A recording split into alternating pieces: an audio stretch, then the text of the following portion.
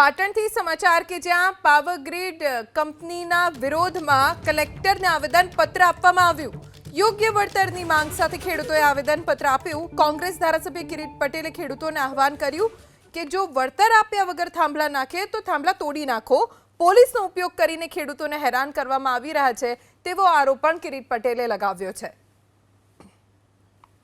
Power Grid વીજ કંપનીના વિરોધમાં ખેડૂતો એકઠા થયા અને કલેક્ટરને આવેદનપત્ર આપ્યું। ખેડૂતોની માંગ છે કે તેમને યોગ્ય વળતર કંપની તરફથી આપવામાં આવે અને તેમનો સાથ આપ્યો પાટણથી કોંગ્રેસના ધારાસભ્ય કિરીટ પટેલે। ખેડૂતોએ મજબૂત થવું પડશે। ખેડૂતોએ જગતનો તાજ છે અને ભીખ માંગવાનું બંધ કરી દેવું પડશે। થાંભલા તોડી નાખવા પડશે।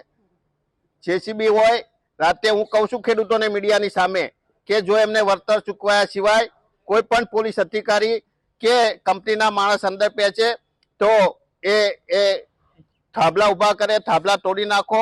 તમારો અધિકાર છે, તમારી જમીન બચાવવી હોય તો તમારે મજબૂત થવું પડશે।